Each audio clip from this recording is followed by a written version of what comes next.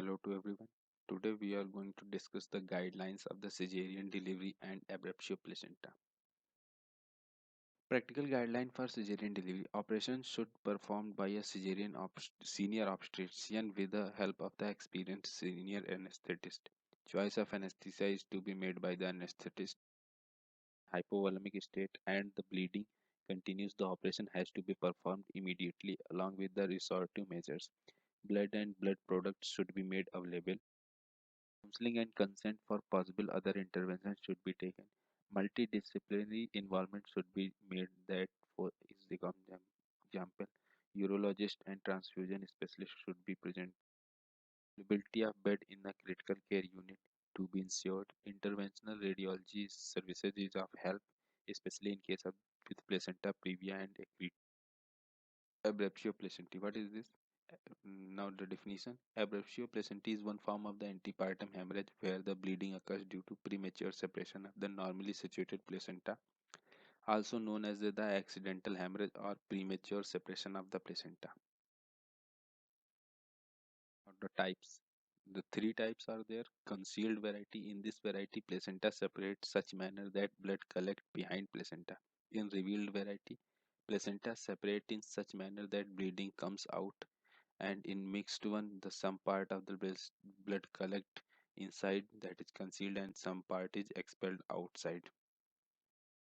In this figure we can see, in a figure A there is a concealed hematoma below the placenta. In B it is a revealed condition. In C it is in the marginal area, and in C it is a in pre-placental in subamniotic place. What is the incidence and significance? One third of all antepartum bleedings is due to the abruptio placentae. Incidence is about 1 in 200 deliveries. It is significant cause of the perinatal mortality, that is around 15 to 20%, and maternal mortality in 2 to 5% cases.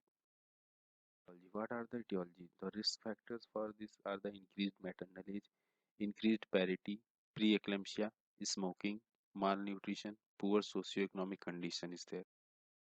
Can be external cephalic version, blow on the abdomen, needle puncture. Inside uterus, it can be because of the leiomyoma, hydramnios, and short cord, which can be either relative or absolute.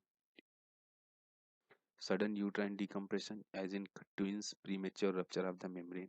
Placental anomaly can be there. Folic acid deficiency can be a risk factor, and torsion of the uterus can be.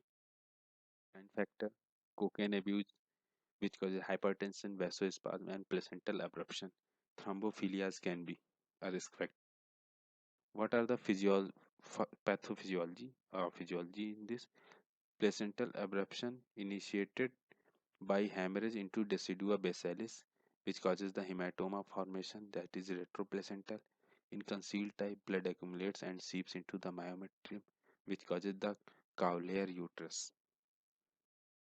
Rupture of the basal plate may also occur, thus communicating the hematoma with the intervillous space. Feature of the retroplacental hematoma are the depression found on maternal surface of placenta with a clot and area of the infarction. What is the cowlier uterus? Also known as the uteroplacental apoplexy, first described by the Cowlier, that's why this name is given. This is massive intravasation of blood into the uterine musculature up to the serous coat. Condition can only be diagnosed on laparotomy.